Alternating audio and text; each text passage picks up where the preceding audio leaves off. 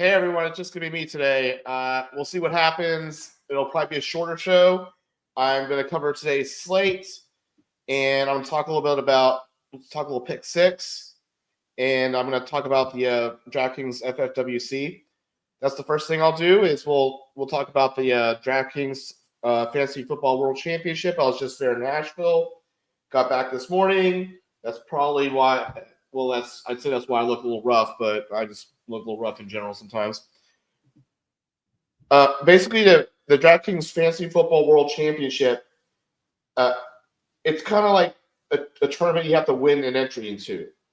Each entry is worth essentially $75,000, and you don't just buy in; you win a qualifier tournament to get into it, and you can win up to 10. I've gone up to 8 in the past. This year I only had 2. In past years I had 5, 6, even 8. And I really thought I had no chance because I'm just not really a 2 lineup kind of guy. But I ended up getting 6 for $300,000.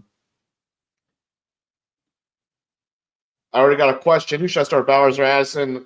I'll probably go with Bowers, to be honest, even though it's freaking, Desmond Ritter. But he's probably going to keep throwing it to Bowers. Anyways, I will be responding to comments, as you can see. But first, let's go ahead and look at my my lineup. So I talked about my article, how much I liked Aaron Rodgers. I just like the idea of the old man just slinging it against a shit team to pad his stats near the end of the season, and that is exactly what Aaron Rodgers did. I had 2 lineups in the event. The Aaron Rodgers lineup did the best. I had another Josh Allen lineup, and even though that game went crazy, no one really in that game did much besides Josh Allen and Jahmyr Gibbs, and obviously Amon-Ra. I didn't have Amon-Ra in that lineup. I had Jameson Williams and Amari Cooper, who gave me a 0. But let's go to the Aaron Rodgers lineup. So it's very easy to stack Aaron Rodgers on with Devontae Adams and Garrett Wilson. Really, Garrett Wilson wasn't that great.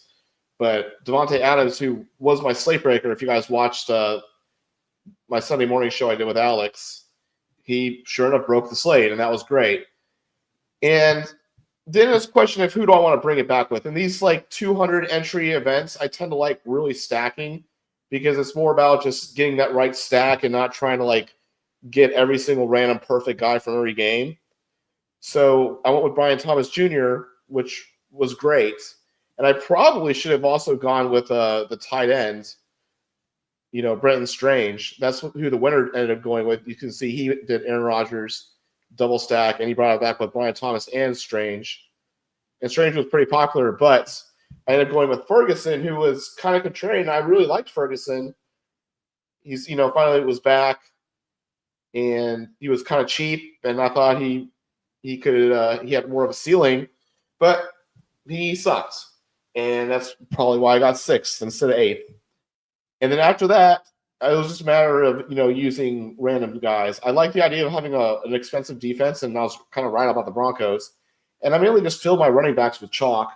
I didn't really like Chuba Hubbard that much, but I still use him just – anyways, and sure enough, he sucked. And DeAndre Hopkins, I always use too much, and he was mediocre. And James Conner was some good chalk. But you can see comparing my lineup to the winners that also used the Devontae, that also used that stack. He used the savings from Brenton Strange and was able to have slightly nicer running backs. He used James Conner as well, but instead of Chuba Hubbard, he paid down for a little bit of Rico Dowdle, and all that savings basically was able to get him Chase Brown instead of DeAndre Hopkins, and that's the difference of about $2 million. Quite frankly, 24 points, $2 million. I got 300,000 for 6, and I got 30,000 for my 91th pick. I mean, honestly, I'll take 6th place. It's any day of the week when I have 2 entries into an event of 200 people. You can see it's always worth looking at how much points there is, the point differential, because everyone focuses on one or two expected points with a play. But look, it's just with 200 people, there's between first and last is 170 points. You can see this lineup. I'm not going to pick in on this guy. He has a perfectly decent lineup. You just want the Tua stack, and you use a little bit of chalk that wasn't that great, and he just got unlucky with Amari Cooper as a one-off. And so you can see just like it's always worth to respect the variance in football and not too much focus on 1 or 2 points expected of a player. And one way to kind of condense the variance in football is by game stacking, because if a game goes crazy, chances are all those guys in the game are going to get some sort of benefit from it. So that's why, especially in these shorter, smaller entries, you can see lots of game stacks. The winner obviously double game stacked. In second place did a different game. He went with Josh Allen and actually managed to win with it. He just stacked it with Shakir, who was really the only, even though Josh Allen had 362 yards, he was one of the few receivers that did anything. And then he just happened to have some good other players. And he brought it back with Amon-Ra here, and he used the chalk running backs, which have generally been a good play. And then he just had a double Jacksonville thing here, kind of like a second stack. And you can see some of the others also, in the top also had Aaron Rodgers double stacks. In this case, he didn't have Garrett Wilson. Not that Garrett Wilson was that great, but it's just kind of the random guys he had just didn't end up getting him there. Better than me, but not good enough to get first. So anyways, that's kind of all there is really to it with the championship. It's really just a 200-person event. And you're not going to see, you generally won't see the winner have as high of a score, say the Millie Maker winner of any week, because there's only 200 entries. But all these guys are generally going to be pretty sharp because they had to win their way into this contest. And some guys had one lineup, some guys had more. You can see McLovin had he had 9 or 10, I guess. Yeah, he maxed out at 10. So he managed to get 2 in the top 10. Good for him. And others, managed to do well with just 1 or 2 tuner entries. Like I just had 2 entries. We could see the guy in third. He had 2 entries. Guy in eighth, 3 entries. Most people have, you generally have a pretty hardcore group here, so that often guys have multiple entries, but most guys don't have like 9 or 10. It's just maybe 2 or 3 at most. But it's a fun event. They generally have it in a different city every year. This year was in Nashville. I'll go ahead and get off that screen. It was in Nashville this year. Different city. They've had in the years past. They've had it. Last year was in Arizona. That was probably my favorite spot. Like I did absolutely garbage in that event. I got the minimum. I did shit. And the fun thing about this event they do this year, or they started doing last year, is out of that $75,000, $65,000 goes towards that main event, like the roster I just showed you, and then $10,000 goes towards an afternoon-only contest. So that contest is a $2 million prize pool. It doesn't pay out all the entries for that one. It pays out the top 70, but $500,000 at first. So that way, if you're screwed after the first of the games, you have something to root for. I didn't cash for shit this year, but and I didn't cash last year either. But sometimes, maybe eventually I will. Who knows? But I think it's a nice little thing, especially for guys that just have 1 or 2 entries, where if their entries are all just drawing dead after the first set of games, it's something to sit there and root for. But they have if you want to try next year, it's a real fun to go there. You meet a lot of people, guys that you just know their screen name, but you get to know them a little better, and pretty much everyone is the same. Bunch of not quite middle-aged guys with kids and shit. We're all pretty fucking boring, to be honest. But it's still fun to bro out and be boring with other people that are similar to you, I suppose. And last year was in Arizona. The year before that was in New Orleans. That was the time I got second in it. And the past they've had in Florida. We'll see where they have next year. They generally have in a state where there's legal sports betting as well. But I don't know. And generally someplace warm, so you're not freezing your ass off. They had it one year in New York. This was back in 2016 because New York did some legalization for DFS, and it was kind of like a way to go thing. And oh man, that was the worst by far. So hopefully that won't happen again. Anyways, let's talk about this. Let's talk about today's slate. I managed to draw the solo solo slot on the worst possible slate ever.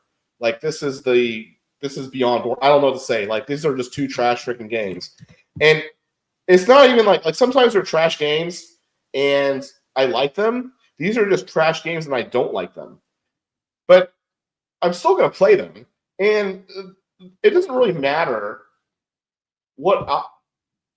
Come on, bro. Obviously, I use FTN, FTNFantasy.com. That's what I use. This is an FTN show. I'm an FTN guy. FTNFantasy.com. And that's and honestly, if you FTN was all over the Aaron Rodgers. If you looked at our GPP scores, it showed Garrett Wilson and Devontae Adams both going real well. So we were kind of on that stat. So props to the FTN data team and everyone at FTN for kind of getting last weekend pretty damn straight. So how about this? With this game, let's first talk pick six. I'm going to go ahead and bring up the pick six. Well, shit. Here we go.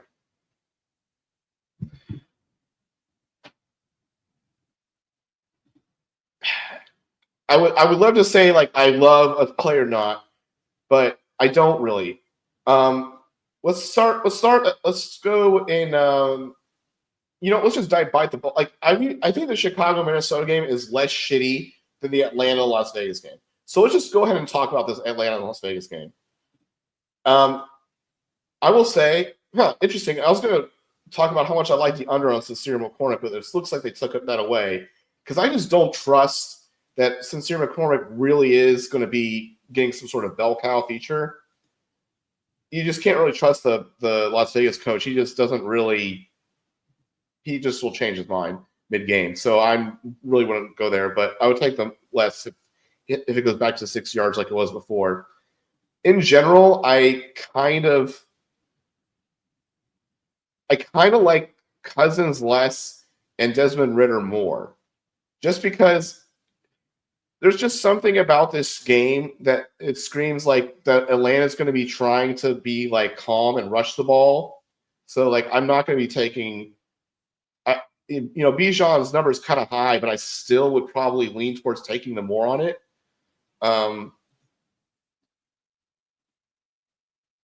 And in terms of the passing yards, I feel like Desmond Ridder is going to it's almost like the Raiders have nothing to play for. So they might as well say like, hey, like, because they don't have a quarterback, right? Like all their quarterbacks suck. Aiden O'Connell sucks. Gardner Minshew, definition of average. I don't think they think Desmond Ridder is the future of this organization, but they might give him a chance to throw they might give him kind of like a leash, like a long leash to throw the ball. In terms of his targets, obviously Brock Bowers I probably like the most. Trey Tucker's line strikes me as really low. He's gone over it 3 out of 4 times. And I understand last week he didn't do shit, but he's out there on most of the snaps. You can check the FTN snap count. I'm gonna go to that in another window real fast, but I just kind of like Trey Tucker as like a little quiet potential there. I like him for pick 6, and I kind of like him in DFS too. Now in terms of Atlanta side, I don't know. I feel like to me they're all kind of the same. I kind of lean like they're gonna kind of. I kind of lean on the less, especially on Mooney and Drake London. They're just, they're not high, but I can see Drake London getting in the 50s or the low 60s. So I kind of lean there. Anyways, I'm kind of sick of talking about that game. I feel like I did my job. I don't really want to touch that game any more than I have to. So at least let's talk about this Chicago game, because at least it's it doesn't give you that gut wrenching you want to throw up thinking about the game type of feeling. You know what I'm saying? So, right. Let's see. In the Chicago game, we got Caleb. Both of these seem about right. I don't really have a strong feeling. If I'm going to go with one, mean, Sam Darnold's just really been really fucking freaking good lately. So it's really hard to go against him. I mean, he had that great game last week. It's like if he's going to lose, he's going to lose by 10 yards, or he's going to pass it more easily. Caleb Williams, all over the place, you can see. So the question is, do you think Chicago is going to come out and play, or do you think they're just going to poop the bed? I kind of think they're going to come out to play. I don't know why, but I kind of lean more on both those guys. And then on terms of the receivers, it's always hard to go against JJ, and I don't think I can in this game. It's funny because I'm sweating JJ in best ball. I have two of the $10,000 entry best balls that have advanced to the playoffs, which is pretty good considering only have 4 entries. Like it was 4 entry max. So, $10,000 entry, obviously you can't do that many. So I got half of my net to go to the second round, and one of them is going to definitely advance the next round, but one of them might advance now, but if JJ gets over like 20 points, it's not going to. And I don't really like my chances, to be honest. I think he's probably going to get over 20 points. Jordan Addison. Again, I think he's come to play. I don't know. Like as much as I like to hate on this game, like I don't really hate any of these plays. Probably the guy I like the most, though, out of all these, it would probably it's not Hawkinson. I'd probably go with DJ Moore. He's like supposed to be the alpha wide receiver. It's kind of become they're all kind of the same, but I feel like he's kind of still always the most consistent. And just expecting 60 yards just isn't really that much. So if I'm stacking this game in pick 6, I'm probably just going to do a double stack, and then I would probably start it off like this, and then just add 2 more. I want to throw out Cole Kmet a little bit out there. You can see he had a bagel last game. Generally, those don't repeat. He is their clear tight end. It's not like they really split it that much. So I don't know. I think he's probably more of an interesting DFS play than he is a pick 6 play, but he's still pretty good. I'm looking at his snap count; it's damn near 100%. So he sneakily could be the key winner in showdown today. In the slate. It's not showdown. It's just a normal slate. But anyways, let's talk about this 2-game slate that we got.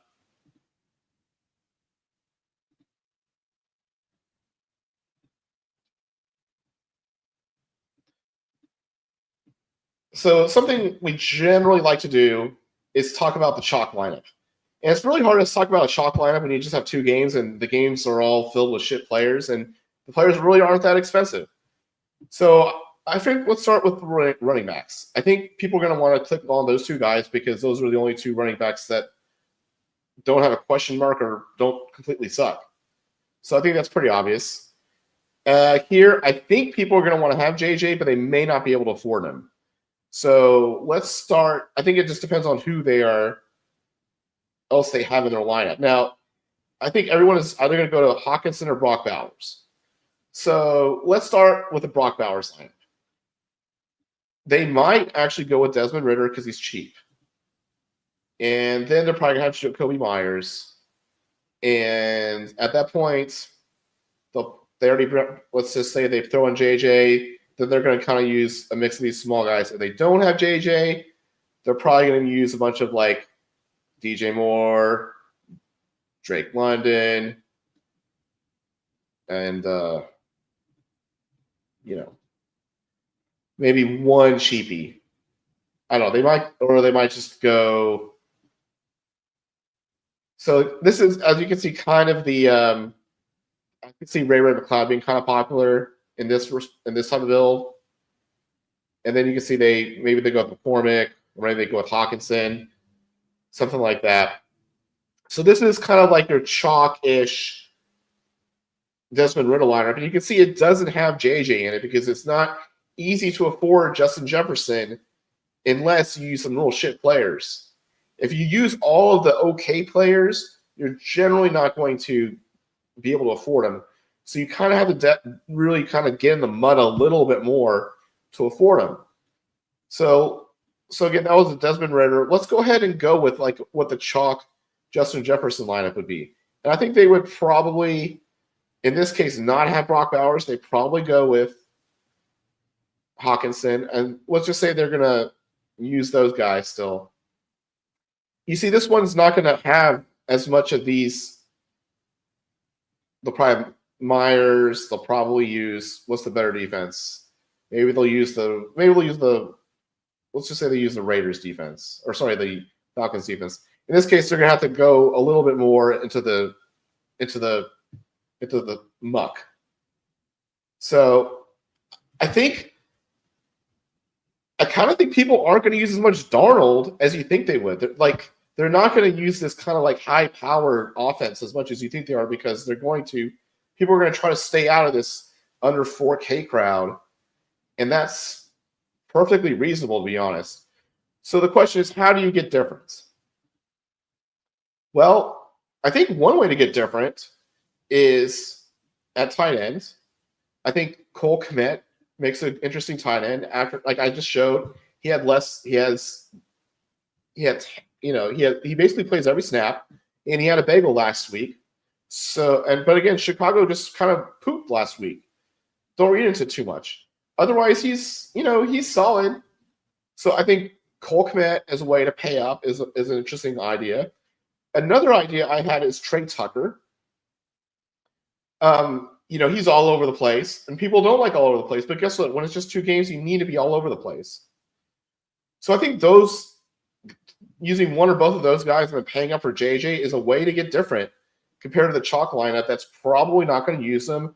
And I can't express enough that I really don't want Justin Jefferson to be the best player on this slate, because advancing in these best ball things is worth like $100,000 of equity. But I'm pretty sure about that lineup is screwed. I'm going to lose it. So I'm not going to let that bias my 2-game slate here. I think the way to go is generally using one of those guys to pay up for JJ, and then it depends on how you want to go about it. If you want to go with Darnold, then you have other cheaper pieces. If you're going to go with Desmond Ritter, or you'd be able to have more expensive other pieces, obviously. So the other thing I wanted to give away real fast about these 2 games is the idea of mega stacking one game. Basically, these are 2 shit games. One of the shit games is going to be shit high score, and the other one's going to be shit low score. So you just mega stack one of the games and have very little of the other game, and use one of the defenses in the other game. The idea is one of the games goes for 60 points, one of them goes for 30, and the one that scores 60, you're way more exposed to. And if you do multiple lineups, you can just do one of each. I think those are generally a good idea for these 2-game slates. People tend to want to have an equal amount from each team, and that's just not really ideal. Like I showed you in the Fantasy Football World Championship, the best lineups all had a double stack and then 2 bringbacks. So I think having a double or triple stack and then 2 bringbacks, and then from the other game having a defense and 1 or 2 players in that game is a perfectly viable strategy. So again, I'm going to have this show be a little bit shorter since it's just me and I have less to talk about. But I'm going to close it going back to pick 6 and kind of giving you my 2 favorite pick 6 plays. So my first favorite pick 6 play is going to be Trey Tucker over 24.5 receiving yards. I just feel like this is priced for absolute failure, and he really just needs 1 catch. So that's one of my first plays. And on the other one, I feel like, again, I'm going to go with 2 of my price for failure plays. I'm going with Cole Kmet as well. Cole Kmet more. Yes, it's entirely possible he has another bagel, but if he doesn't have a bagel, he's probably going to get there. So, and I think this Chicago team is going to have to throw it against this Minnesota defense. They're not going to be able to run the ball with a banged up DeAndre Swift, and after that, we're talking Travis Homer. So I think they're at least going to try to throw it. So out of all these guys, I feel like Cole Kmet's priced down the most, and he's my favorite Chicago Bear of the game. And finally, I'll give you, and I feel weird just giving all mores, but it's hard to have like any sort of confidence in a less. I'm going with Justin Jefferson more. Yes, it's kind of high, 84.5 receiving yards. I just don't think the Chicago team is really going to play much defense. And I think Justin Jefferson's going to be able to get there. He always seems to get there lately, outside, at least in the last 2 games. So we just, you just got to go with the best player on the slate, and that's Justin Jefferson. Anyways, guys, hope everyone's had a nice week 15. Have a good Monday night, and I'll be back on here soon. I'll be back on here Thursday with Alex for our standard Thursday show. Talk soon.